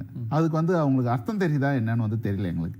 ஏன்னு சொன்னால் பேலியோ பாட்டனி, பேலியோ ஜுவாலஜிக்கல், இது ஆர்கியோ பாட்டனியில் வந்து இவங்க வந்து எக்ஸ்கவேஷன் பண்ணாங்க. இது வந்து ஃபைண்டிங்ஸ் வந்து பண்ணாங்க. கிட்டத்தட்ட 6260 அனிமல் ஸ்கெலிட்டல் எலும்புகளை வந்து அவங்க வந்து நம்ம கீழடி ரிப்போர்ட்டில் வந்து ஐடென்டிஃபை பண்ணி வச்சுருக்காங்க. கிட்டத்தட்ட மேமல்ஸ் மட்டுமே வந்து 12 மேமல்ஸு, பறவைகள் வந்து 2 பறவைகளுடைய போன், இது மாதிரிலாம் கிடச்சிருக்கு. என்னென்ன பாலூட்டிகள் வந்து இருக்குது அப்படின்றதெல்லாம் வந்து கண்டுபிடிச்சி வந்து வச்சுருக்காங்க. இது அறிவியல் பூர்வமாக வந்து பேலியோ ஜுவாலஜியும் இது ஆர்கியோஜுவாலஜியும் சரி, ஆர்கியோஜுவாலஜி வந்து கண்டுபிடிச்சது வந்து பாண்டிச்சேரி யூனிவர்சிட்டியில் கண்டுபிடிச்சாங்க. சரி. அதே போல் இது ஆர்கியோ பாட்டனி வந்து இங்கே இதே இன்ஸ்டியூட்டில் தான் வச்சு கண்டுபிடிச்சாங்க. இப்போது உலகத்தின் பிரசித்தி பெற்ற இந்திய நிறுவனங்களில் வந்து வச்சு தான் இதெல்லாம் வந்து ஐடென்டிஃபை பண்ணாங்க. அப்படி இருக்கும்போது இப்போ தான் இதெல்லாம் இழுத்து மூடிட வேண்டியது தானே. அப்போது நீங்கள் வந்து ஏற்கனவே வந்து இதுக்கு முன்னுதாரணம் ஏதாவது இருக்கா? இதுவரையிலையும் வந்து கீழடியை நீங்கள் இவ்வளோ பிடிச்சிட்டு தோன்ற வரலையும். இப்போ கீழடியில் வந்து ஒரு பெரிய பிரச்சனை என்ன, 8ஆம் நூற்றாண்டுலேருந்து 5ஆம் நூற்றாண்டு வரையிலும் இருக்கிறத வந்து நீங்கள் நீக்குங்கன்னு சொல்கிறாங்க. அந்த காலத்தை வந்து நீக்குங்கன்னு சொல்கிறாங்க. நீக்கிட்டு ஆனால் நீங்களே வந்து ஏற்கனவே வந்து ரிப்போர்ட்டிங் எழுதிட்டு இருக்கும்போது நாங்கள் அங்கே இருந்தோம். 1.25 வருஷம் வந்து நாங்கள் இருந்தோம். அப்போது 15 நாளைக்கு 20 நாளைக்கு ஒரு தடவை சீக்கிரம் முடிச்சு கொடுங்கன்னு சொல்லிட்டு அவங்க ரிப்போர்ட் கேட்டுகிட்டே இருந்தாங்க. ஒன்றிய அரசுலேருந்து கேட்டுட்டு இருந்தாங்க. 15 நாள் 20 நாள் 30 நாள் இடைவெளியிலே வந்து அவங்க வந்து ஜூம் மீட்டிங் போட்டு பேசினாங்க. அப்போ இவர் ஸ்லைடு வந்து ப்ரிப்பேர் பண்ணி சொல்கிறாரு, இந்த மாதிரி நான் இந்த காலகட்டத்தை இப்படி தான் வந்து பண்ணேன் அப்படின்னு வந்து சொல்லும்போது அதை ஏற்றுக்கிட்டாங்க. அதுக்கான ஆதாரம் இருக்குது. ஆனால் இன்னைக்கு ஏற்றுக்காம போகிறதுக்கு என்ன காரணம்? இது வரலாற்று அறிஞர்களிடையே ஒரு மிகப்பெரிய கேள்வியை வந்து எழுப்புது. அப்போ வரலாற்று அறிஞர்களை நீங்க சுதந்திரமாக விடுகிறது. ஏன்னா வரலாற்றுல 2 விஷயம் இருக்குதுங்க. வரலாற்றினுடைய ஆதாரங்களை வந்து வைப்பவர்கள், வரலாற்றை எழுதுபவர்கள். நீங்க ஏஎஸ்ஐனுடைய டியூட்டி வந்து என்ன? கண்டுபிடிக்கிறது, ப்ரிசர்வேஷன் பண்றது, பாதுகாக்கிறது, அது மட்டும்தான். நீங்க ஹிஸ்டரி எழுதுறவங்க கிடையாது. ஹிஸ்டரி எழுதுறவங்க வந்து ஹிஸ்டோரியன்ஸ் வந்து எழுதுவாங்க. எங்களை மாதிரி வந்து இருக்கிற ஹிஸ்டோரியன்ஸ் வந்து எழுதுவாங்க. நீங்க செகாவத் வந்து ப்ரிசர்வேஷன் பண்றதும் அதே போல பாதுகாக்கிற விஷயத்தையும் தான் வந்து செய்யறாரா, இல்ல எழுதுற விஷயத்தை செய்யற எழுதுறதும் இப்படிதான் எழுதணும்னு வந்து நீங்க சொல்றீங்களா? அப்போ இது வந்து ஒரு பெரிய முரண்பாடு. வரலாற்று அடிப்படை புரிதலுக்காக கேட்கிறேன் சார். இதே மாதிரியான ஆய்வு முடிவுகள், அதாவது ஒரு கீழடி மாதிரியான ஆய்வுகள் செய்து அதுல வந்து ஏதாவது மாறுதலுக்கு உட்பட்டு இந்த மாதிரி பிரச்சனைக்கு வந்து எங்கேயுமே கிடையாது. அப்ப ஏன் இங்கே மட்டும்? இங்கேயே வந்து இன்னொரு விஷயம் சொல்றேன் கேளுங்க. ஆதிச்சநல்லூர்னு வந்து இருக்கு. ஆதிச்சநல்லூர்ல வந்து அங்க எக்ஸ்கவேஷன் பண்ணாங்க. அந்த ஒரு ரிட்டையர் ஆகி போயிட்டாரு. அவர் சத்தியமூர்த்தி ரிட்டையர் ஆகி போயிட்டாங்க. 8 வருஷம் கழிச்சு ஒரு அம்மா கிட்ட வந்து கொடுத்து எழுதுறாங்க. 110 பக்கம், கிட்டத்தட்ட 3000 பக்கம் எழுத வேண்டிய அந்த மெட்டீரியலை வந்து 110 பக்கத்துல எழுதி வித்து 10 நாள்ல வந்து அதை ஏஎஸ்ஐல பப்ளிஷ் பண்றாங்க. இதை வந்து ஏன் பப்ளிஷ் பண்ணல? சரி, தப்போ ரைட்டோ ஹிஸ்டோரியன்ஸ் நாங்க பாத்துக்கிறோம். தேசிய அளவில் இருக்கிற ஹிஸ்டோரியன்ஸ் பார்த்துக்கிறோம், மாநில அளவில் ஹிஸ்டோரியன் பார்த்துக்கிறோம், உலக அளவில் இருக்கிற ஹிஸ்டோரியன்ஸ் வந்து அவர் மெத்தடாலஜி ரைட்டா தப்பா, அவர் சயின்டிபிக் அப்ரோச் பண்ணியிருக்காரா பண்ணலையா, நீங்க பண்ணிருக்கீங்களா பண்ணலையான்றதை நாங்க பார்த்து அதை முடிவு சொல்லிக்கிறோம். நீங்க எதுக்கு சொல்றீங்க? இல்ல அததான் ஒன்றிய அமைச்சரும் சொல்றாரு, இது அரசியல்வாதிகள் பேச வேண்டிய விஷயம் அல்ல அப்படின்னு சொல்றாரு. நீங்க அரசியல்வாதி இல்லாம வேற யாரு? சரி, ஓகே, அதை நீங்க பேசாதீங்கன்றீங்க. ஆமா, அரசியல்வாதி. நீங்க அரசியல்வாதியா இல்லையான்னு எனக்கு அதை சொல்லுங்க. அப்ப நாங்க வரலாற்று ஆசிரியர்களா இல்லையான்னு எங்களுக்கு சந்தேகம் வருது. இப்ப எங்களை அரசியல்வாதிகள், நீங்க வரலாற்று அறிஞர்களா? இப்படி முடக்கி இதுக்கு முன்னாடி வரலாற்று ஆசிரியர்கள் இப்படி முடக்கி போட்டதற்கான விஷயம் இதுக்கு முன்னாடி நடந்தது. இதுக்கு முன்னாடி எங்க ரொமிலா தாப்பர் வந்து கேரளாவில் இருக்கிற ஹிஸ்டரி காங்கிரஸ்ல வந்து உட்காந்துக்கிட்டு இவர் வந்து பேப்பர் பிரசன்ட் பண்றாரு. 2015 வருஷம் பேப்பர் பிரசன்ட் பண்றாரு. அவர் வந்து அவங்க ரொமிலா தாப்பர் என்ன சொல்றாங்கன்னு சொன்னா, நாங்க தென்னிந்தியாவில் இது போன்ற ஒரு கட்டடத்தை வந்து இது வந்து ஒரு கட்டிட அமைப்பை வந்து கண்டுபிடிக்கல, செமி பார்பேரியன் தான் வந்து அவங்க இருந்தாங்க அப்படின்னு நாங்க நினைச்சிட்டு இருக்கோம். இது தமிழ்நாட்டுக்கு ஹிஸ்டரியே இல்லைன்னு நினைச்சிட்டு இருக்கோம். இனிமேல் நாங்க அதை வந்து அதை முடிவை மாத்திக்கிறோம் அப்படின்னு ஒரு ஹிஸ்டோரியன் சொல்றாரு. செகாவத் ஏன் சொல்றீங்க? நீங்க ஹிஸ்டோரியனா? நீங்க ஹிஸ்டோரியனா? தமிழிசை சவுந்தரராஜன் ஹிஸ்டோரியனா? அவங்க எம்பிபிஎஸ் படிச்சாங்க. எம்பிபிஎஸ்ல என்ன டவுட் கேட்டா சொல்லுவாங்க, ஹிஸ்டரியில கேட்டா நாங்க சொல்றோம். 40 வருஷம் 50 வருஷம் படிச்சு போட்டு ஹிஸ்டரி எழுதுறதுனா எல்லா சப்ஜெக்டும் தெரிஞ்சிருந்தா தான் ஹிஸ்டரி எழுதணும். ஒரு ஒரிஜினல் ஹிஸ்டோரியன் வந்து அப்படிதான் 40 வருஷம் 50 வருஷம் 2 நாள் 4 நாள் 2 வருஷம் 3 வருஷம் படிச்சுட்டா நீங்க வந்து ஆய்வுகளை பத்தி பேசுறது ரைட் இல்லையே. சரி, நீங்க அது துறைக்கு பொறுப்புடையவர்களாக இருந்தாலும் நீங்க ஏன் அரசியல் பேசுறீங்க? அது எங்க கிட்ட விட்டுருங்க. சரி, இல்லன்னா உலக வரலாற்று அறிஞர்கிட்ட நீங்க அனுப்புங்க. நீங்க அவங்களோட ரெஃபர் பண்றேன்னு சொல்லுங்க. நீங்க வந்து இதை வந்து முடக்கி போடுறது எந்த விதத்துல அறிவியல் பூர்வமா இல்ல. அப்போ பீட்டா ஆய்வுக்கெல்லாம் நம்ம அனுப்பணும். முதலமைச்சர் அவர்கள் பேசும்போதே சொல்றாங்க, பூனேவில் பீர்பால் சகானி அப்படின்னு தொல்லறிவியல் நிறுவனம், அகமதாபாத்ல இயற்பியல் ஆராய்ச்சி நிறுவனம், இன்டர்நேஷனல் அளவில் அமெரிக்காவில் இருக்கக்கூடிய இந்த பீட்டா ஆய்வகத்துல பகுப்பாய்வு செய்தோம் அப்படிங்கிறதா.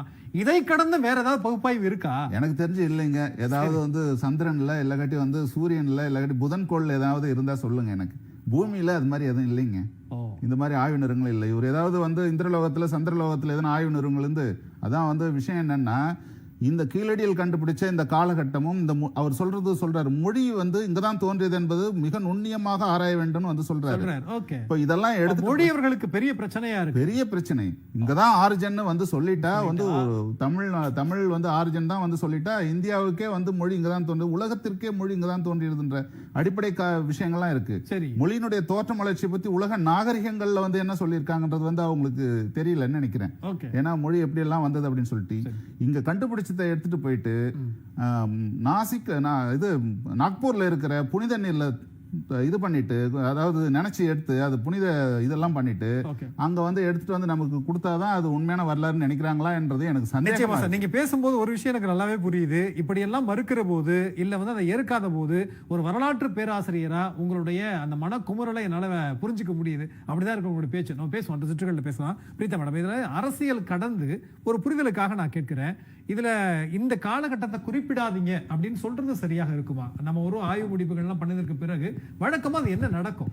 வரலாறு எப்பவுமே வந்து குரோனாலஜி பேஸ்டா தான். காலகட்டத்தை குறிப்பிடாம எந்த வரலாற்றையும் நம்ம எழுத முடியாது. இந்தியா முழுக்க இல்ல உலகம் முழுக்க வந்து காலகட்டத்தை நிர்ணயிச்சா மட்டும்தான் நம்மளால வந்து வரலாற்றை எழுத முடியும். வரலாற்று ஆசிரியர்களா நமக்கு இருக்கிற ஒரே ஆதங்கம் என்னன்னா, நமக்கு வந்து உண்மையான வரலாறு வரணும். அது தென்னிந்தியால இருந்து வந்தாலும் சரி, வட இந்தியால இருந்து வந்தாலும் வரலாற்று அறிஞர்கள் யாருமே வந்து இது அரசியலோ எதுக்குமே வந்து எதுவுமே நாங்க சார்ந்து பயாஸ்டா இருக்க மாட்டோம். எப்பவுமே வந்து எங்களுக்கு உண்மையான வரலாறு வரணும்ன்றது தான். வேர்ல்டு ஆர்கியாலஜிக்கல் ஜேர்னல்ன்ற ஜேர்னல்ல வந்து ஒரு இது ஆய்வு கட்டுரையில பாத்தீங்கன்னா 2 விதமான வேளாண்மையை வந்து அவங்க சொல்றாங்க. கலப்பை வேளாண்மை, அதுக்கப்புறம் ஹோ கல்ச்சர் அண்ட் ப்ளோ கல்ச்சர்னு சொல்றாங்க. ப்ளோன்றது கலப்பை, ஹோன்றது மண்வெட்டி போன்றது. ஸோ இப்போ இது பெருங்கற்காலம் மெகாலித்திக் பீரியட்னு சொல்லுவாங்க. அந்த பெருங்கற்கால பீரியட்ல பார்த்தீங்கன்னா நம்மளுக்கு கிடைக்கிறது எல்லாமே வந்து இந்த ஹோ கல்ச்சர் தான் வேளாண்மையோட முன்னோடிகள் அப்படின்ற மாதிரி அவங்க தான் முதல்ல தொடங்கினாங்கன்ற மாதிரியான ஆய்வு கட்டுரைகளில் வந்து கொடுத்துருக்குறாங்க. இப்போ அவங்க வந்து இந்தியாவில் வட இந்தியா தென்னிந்தியா எந்த ஒரு வேறுபாடுமே இல்லாம அவங்க வந்து உண்மையான ஆய்வு அறிக்கைகளை அவங்க கொடுக்கறாங்க. சோ அப்படி இருக்கும்போது நம்ம தென்னிந்தியாவில் தான் பாத்தீங்கன்னா நம்மளுக்கு பெருங்கற்கால சின்னங்கள் வந்து முக்காவாசி கிடைக்குது. முக்காவாசி இல்ல, இது வரைக்கும் கிடைக்கிறது தென்னிந்தியால தான் நம்மளுக்கு கிடைக்குது. அப்படி இருக்கும்போது தென்னிந்தியாவில் கிடைக்கிற பெருங்கற்கால சின்னங்கள்லயே வந்து நம்மளுக்கு ரொம்ப ஏர்லி பீரியட்ல கிடைக்குதுன்னு பாத்தீங்கன்னா ராஜன் சார் அவர்கள் வந்து இது ஆய்வு இது எக்ஸ்கவேட் பண்ண அந்த பொருந்தல் எக்ஸ்கவேஷன் சொல்லலாம். அது பாத்தீங்கன்னா நெல் களஞ்சியம் வந்து கிடைச்சிருக்கு. ஒரு பானையில வந்து நெல் கிடைச்சிருக்கு. அதை தான் வந்து அந்த டேட்டிங்க்கு கொடுத்து 500 ஆண்டுகள் 500 BC டேட் பண்ணி இருக்கிறாங்க. ஸோ அந்த அளவுக்கு ஏர்லியா கொண்டு போயிருக்கிறாங்க. அப்ப மெகலித்திக் கல்ச்சர்லயும் பாத்தீங்கன்னா நம்ம தான் வந்து முன்னோடிகளா இருக்கிறோம். ரொம்ப ஏர்லியஸ்ட் பீரியடை கொடுத்தது தமிழ்நாடு தான். அதே மாதிரி இது ஹீரோ ஸ்டோன்ஸ்லயும் பாத்தீங்கன்னா நம்மளதுல தான் வந்து இப்பவும் வந்து நீங்க எதுல வேணாலும் பார்க்கலாம். ஏர்லியஸ்ட் ஹீரோ ஸ்டோன்ஸ் போட்டு பார்த்தீங்கன்னா கூட உங்களுக்கு தெளிவா தெரியும். புலிமான் கொம்பையிலையும் தாதகாப்பட்டியிலையும் கிடைச்ச ஹீரோ ஸ்டோன்ஸ் தான் நம்மளுக்கு வந்து ஏர்லியஸ்ட் பீரியடா கிடைச்சிருக்கு. அப்படி இருக்கும்போது நம்ம அதை வந்து இந்தியால கிடைச்சிருக்கேன்னு பெருமை பண்ணணுமே தவிர தென்னிந்தியால கிடைச்சிருக்கா வட இந்தியால அப்பவே வந்து வேறுபாடு வந்து ஆரம்பிக்குது. ஸோ நம்ம வந்து இந்தியாதுன்றத பெருமையோட நம்ம பார்க்கும்போது அது உலகளாவிய அளவில் வந்து நம்ம இந்தியாவுக்கே பெருமை சேரும். நம்மளுக்குள்ளேயே அது போட்டி ஆகும்போது அது வந்து அப்படியே அமுக்கப்படும். சோ அது நம்ம இந்தியாவுக்கு பெருமை தர விஷயம்ன்றத அவங்க யோசிக்கணும். கண்டிப்பா. அப்ப ஆய்வாளர்களை பொறுத்த வரைக்கும் எந்த அரசியல் கண்ணோட்டத்தோடையும் இருக்க மாட்டாங்க. அவங்களுக்கு தேவையான உண்மையான டேட்டா அப்படிங்கிறது ஒண்ணு.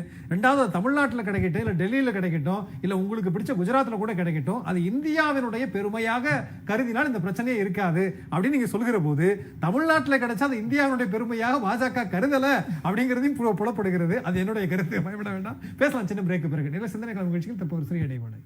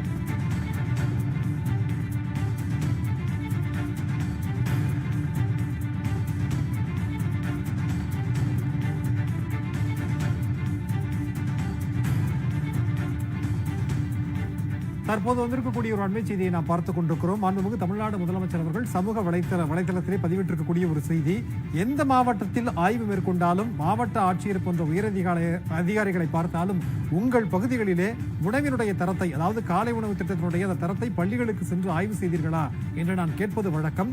அந்த வகையில் ஆசிரியர் ஒருவனே அதை செய்திருப்பது கண்டு மகிழ்கிறேன். காலை உணவு திட்டம் என்பது வெறுமனே மாணவர்களுடைய பசியை போக்கும் திட்டமோ ஊட்டச்சத்தை அளிக்கும் திட்டமோ மட்டுமல்ல, நாளைய தமிழ்நாட்டிற்கான வலுவான அடித்தளம் அது என்று மாண்புமிகு தமிழ்நாடு முதலமைச்சர் அவர்கள் காலை உணவு திட்டத்தை பற்றி குறிப்பிட்டு தன்னுடைய சமூக வலைதளத்திலே பதிவிட்டிருக்கிறார். அது தொடர்பான ஒரு அண்மை செய்தியை நாம் பார்த்துக் கொண்டிருக்கிறோம். இந்த காலை உணவு திட்டத்தின் மூலமாக கல்வியினுடைய தரம் என்பது மேம்பட்டிருக்கிறது. அது மட்டுமல்லாமல் அவருடைய ஆரோக்கியமும் மேம்பட்டிருக்கிறது என்கிற பல்வேறு முடிவுகள் சொல்கின்றன. இந்த நிலையிலே காலை உணவு திட்டம் என்பது வெறுமனே மாணவர்களுடைய பசியை போக்கும் திட்டமோ ஊட்டச்சத்தை கொடுக்கும் திட்டமோ மட்டுமல்ல, நாளைய தமிழ்நாட்டிற்கான வலுவான அடித்தளம் அது என்று முதலமைச்சர் அவர்கள் தன்னுடைய அந்த சமூக வலைத்தள பக்கத்திலே குறிப்பிட்டிருக்கிறார். ஒரு ஆசிரியரும் ஆய்வு மேற்கொண்டு இதை பற்றி பேசியிருக்கிறார் என்று அவர் மேற்கோள் காட்டி இந்த செய்தியை வெளியிட்டிருக்கிறார்.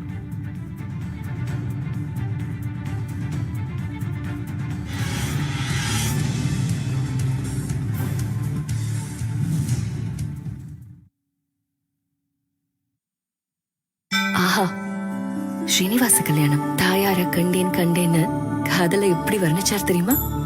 தேவி வடிவம் கண்டேன், மங்கள நாயகியே, மனம் குளிர கண்டு மகிழ்ந்தேன், மனதில் நிறுத்தி மாலையிட்டேன். இந்த தெய்வீக காதல் கல்யாண நகையா ஒவ்வொரு மணப்பெண்ணுக்கும் கிடைப்பது மிகப்பெரிய பாக்கியம். உங்களுக்காகவே பூத்தி ஸ்வர்ண மஹாலின் Srinivasa Kalyana collections. KAG tiles இப்போ ஈஸி இஎம்ஐல 0% இன்ட்ரெஸ்ட், 0 டவுன் பேமெண்ட். இனி ஒவ்வொரு வீடும் KAG டைல்ஸ் வீடாகட்டும். KAG டைல்ஸ், இது பேர் இல்ல, பெருமை. கல்யாணம் பண்ணி பாருன்னு சொன்னாங்க, பார்த்துட்டேன். இப்போ வீட்டை கட்டி பாருன்னு சொல்றாங்க. சரியான டிஎம்டியை நீயே செலக்ட் பண்ணு. பெஸ்ட் இருக்கும்போது லிஸ்ட் எதுக்கு? கேஸ் கேஸ் கிஸ் கால். FE 550D மற்றும் CRS கம்பிகள் கிஸ்கால் TMT நம்பர் 1 TMT. கிஸ் கேஸ் கிஸ் கால். மம்மி சொன்னாங்க நோ முட்டை இன் சம்மர். முட்டை எல்லா சீசன்லயும் சூப்பர் ஹிட். இது சூப்பர் ஸ்டார். குளிரோ வெயிலோ, சண்டே அல்லது மண்டே, தினமும் சாப்பிடுங்க முட்டை.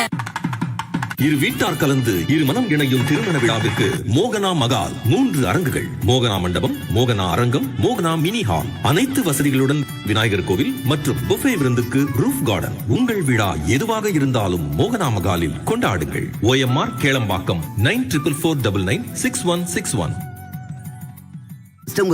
ஒரே நாள்ல 40,000 ஸ்கொயர் ஃபீட் டைல்ஸ் ஒட்டி வீட்டை ரெடி பண்ணி கொடுன்னு அவசரப்படுத்துறாரு. நம்ம அனுஜ் டைல்ஸ் இருக்க, எவ்வளவு டைல்ஸ் கேட்டாலும் அவ்வளவையும் ஒரே நாள்ல டெலிவரி பண்ணிடுவாங்க. அனுஜ் டைல்ஸ். மம்மி சொன்னாங்க நோ முட்டை இன் சம்மர். முட்டை எல்லா சீசன்லயும் சூப்பர் ஹிட். இது சூப்பர் ஸ்டார். குளிரோ வெயிலோ, சண்டே அல்லது மண்டே, தினமும் சாப்பிடுங்க முட்டை.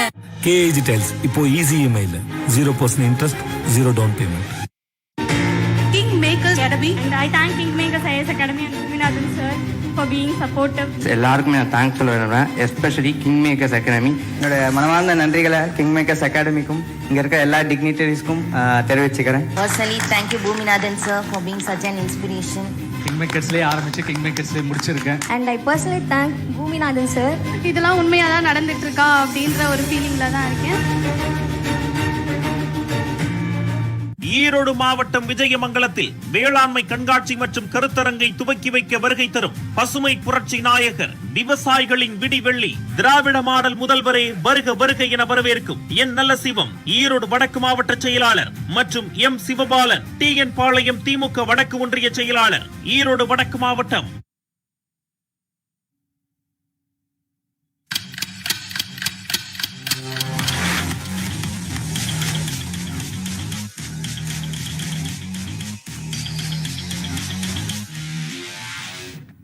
சிந்தனைக்கிழமை நிகழ்ச்சி நேயர்களை மீண்டும் வரவேற்கிறோம். விக்கி, அதாவது தமிழ்நாட்டினுடைய முதலமைச்சர் அவர்கள் என்ன சட்டம் கொண்டு வந்தாலும் அதற்கு ஒரு தடை விழுது, நிதி கேட்டாலும் கிடைக்கிறது இல்லை, அதுக்கு ஒரு பிரச்சனை வருது, நிறைய உச்சநீதிமன்றத்திற்கும் ஒன்றிய அரசு எதிர்த்து போறீங்க, பூமிக்கு அடியில் தோன்றினாலும் பிரச்சனையா இருக்கு. இப்படி எல்லாமே பிரச்சனையா இருக்கும்போது மக்களினுடைய பார்வை என்னவாக இருக்கு? எப்போதும் சண்டை போட்டுக்கிட்டு இருக்கிறாங்க அப்படிங்கிற மாதிரி இருக்குமா, இல்ல உரிமைக்கான முழக்கம் அப்படின்னு எடுத்துப்பாங்க? நிச்சயமாக இல்லை. அது தமிழக மக்களுக்கு மட்டுமல்ல, நான் மீண்டும் ஒரு முறை சொல்றேன், தமிழ்நாட்டை தாண்டி ஒரு தேசிய தலைவராக தமிழக முதல்வர் அவர்கள் உருவெடுத்து நிற்கிறார். அது கடந்த காலத்துல இப்படி ஒரு தலைவரை தமிழகம் பார்த்ததல்ல. நீங்க அண்ணா அவர்களாக இருக்கட்டும், பேரறிஞர் பெருந்தகையாக இருக்கட்டும், முத்தமிழஞ்சர் டாக்டர் கலைஞர் அவர்களாக இருக்கட்டும், இந்தியாவிலே அவர்களின் அரசியல் ஸ்பெக்குலியராக தெரிஞ்ச காலம். ஆனால் இன்னைக்கு தமிழ்நாட்டில் தமிழக முதல்வர் திராவிட மாடல் ஆட்சியின் நாயகர் முன்னெடுக்கிற அரசியல் இந்தியாவிற்கான அரசியலாக இருக்கு. நீங்க எப்படி தமிழ்நாட்டு மட்டும் பேசுறாருன்னு சொல்றீங்க? இன்னைக்கு டீலிமிட்டேஷன் அப்படின்னு வந்ததுன்னா அது தமிழ்நாட்டுக்கு மட்டும் பாதிப்பு இல்ல, தென் மாநிலங்கள் முழுமைக்கும் பாதிப்பு. அப்ப இந்தியா முதல்வருக்கான ஒரு குரலை எழுப்புகிறார். எந்த மாநிலம் செய்யாத பொழுது அதை தமிழ்நாட்டில் இருந்து கொண்டு ஒரு தலைவர் செய்கிறார். அதனாலதான் சொல்றேன், அவர் திராவிட மாடல் ஆட்சியின் நாயகர் தமிழ்நாட்டில் மட்டுமல்ல, அவர் தேசிய தலைவராக இருக்கிறார். ஒரு மாநில கட்சியின் தலைவர் அல்ல, அவர் ஒரு தேசிய தலைவராக என்றைக்கும் உயர்ந்து விட்டார். அது பல நேரங்கள்ல அவருடைய பல செயல்பாடுகள் நம்ம வெளிப்படுத்திக்கிட்டே இருக்கு. அதனால இவர்களால் அது வந்து பொறுத்து கொள்ள முடியல.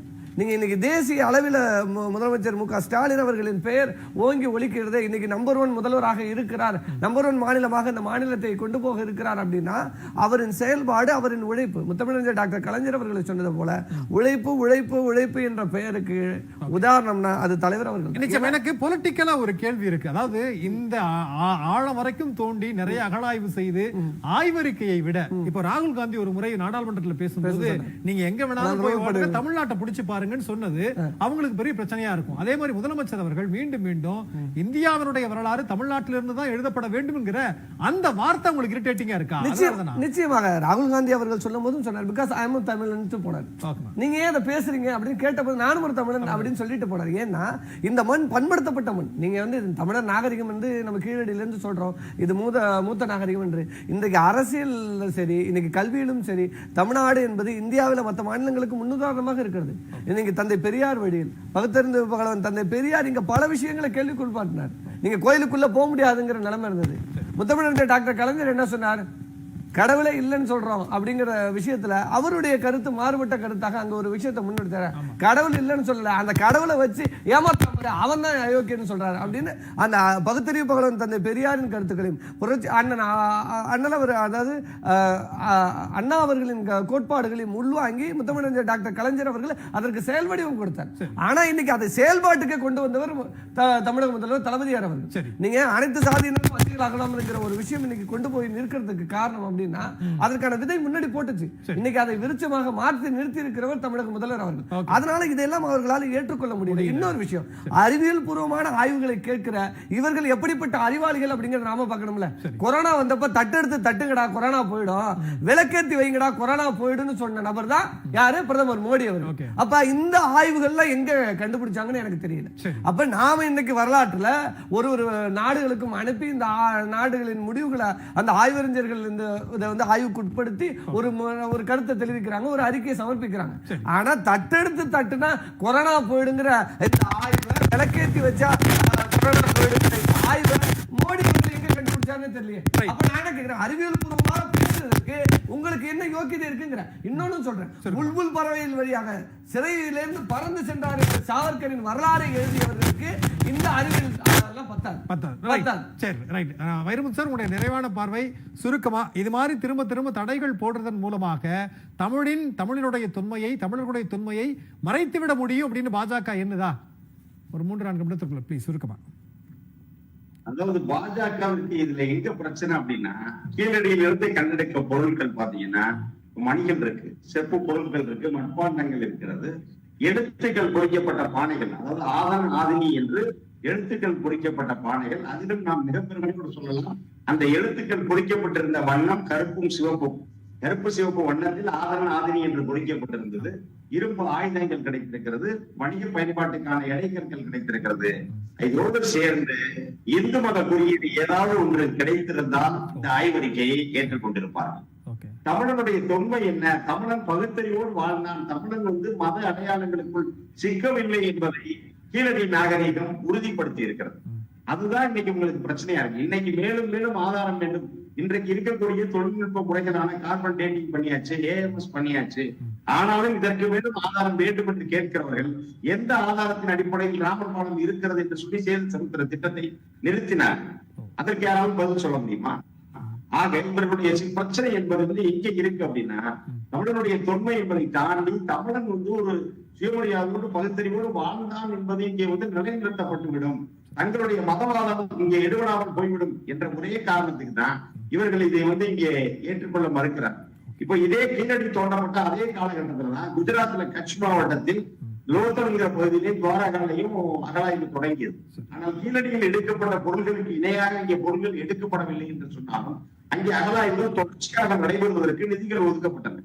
ஆக இப்ப இந்த ஒரே ஒன்றியம், இந்தியா ஒரே நாடு என்றெல்லாம் பேசுகிறவர்கள், ஒருமைப்பாடு பேசுகிறவர்கள் ஏன் இப்படி இரண்டாவது பட்ச மனப்பான்மையோடு நடந்து கொள்கிறீர்கள் என்பதைத்தான் தமிழர்கள் கேட்கிறார்கள்.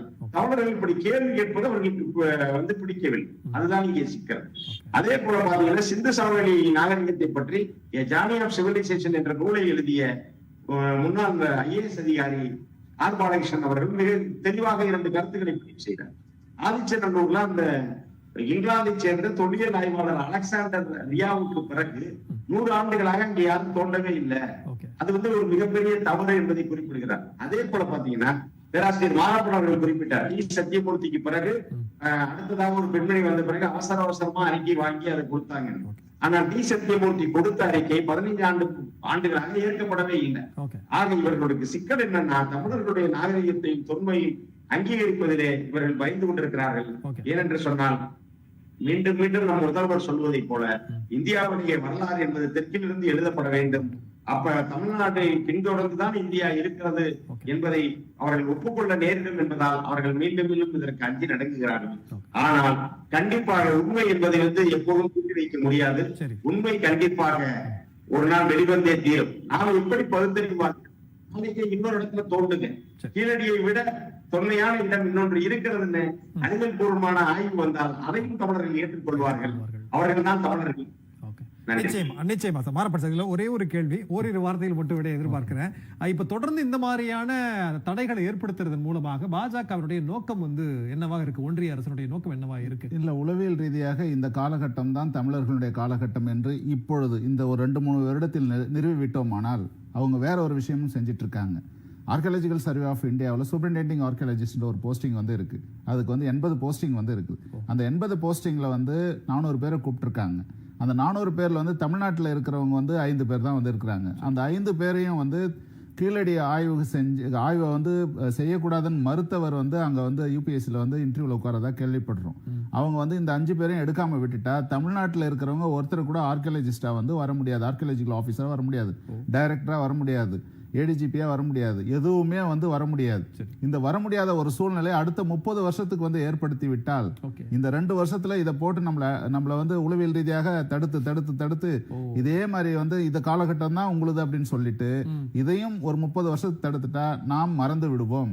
நம்முடைய வரலாறு நமக்கு இந்த தமிழ்நாட்டினுடைய வரலாறு அவங்க இன்னும் 200 வருஷம் ஆகும். ஏற்கனவே 100 வருஷம் ஜான் மார்சலுக்கு காலகட்டத்திலிருந்து 100 வருஷம் நம்மளுடைய வரலாற்றை இங்க ஆர்கியாலஜி எதுவும் தோண்டவே இல்லை.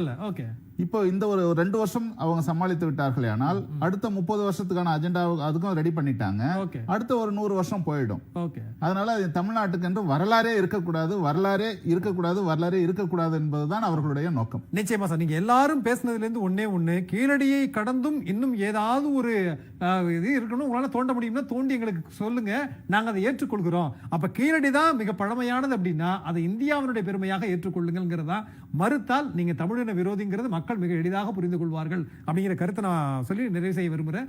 பங்கு கொண்ட விருந்தினர் அத்தனை பேருக்கும் மிக்க நன்றி. எங்களை மீண்டும் ஒரு நிகழ்ச்சியில் சந்திக்கலாம். நன்றி, வணக்கம்.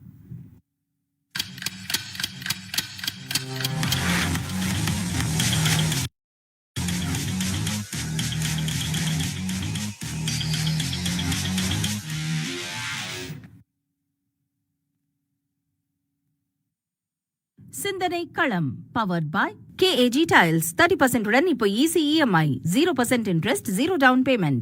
அணில் கம்பு மாவு சத்தானது, ருச்சியானது. ரகங்கள் பலவிதம், ஒவ்வொன்றும் உலகத்தரம். அனுஜ் டைல்ஸ் உடன் வழங்கியோர் விருந்தின் நிறைவு வெற்றிலை பார்க்க விரும்பி வாங்குவது நிஜாம் பாக்கு. கிஸ்கால் TMT கம்பிகள், சருமரோக நிவாரணி சாய்பால். 80 ஆண்டுகளாக உங்கள் வாழ்வில் அக்கறை கொண்டது சாய்பால். ஆஹா, ஸ்ரீனிவாச கல்யாணம் தாயார கண்டேன்னு காதல எப்படி வர்ணிச்சார் தெரியுமா?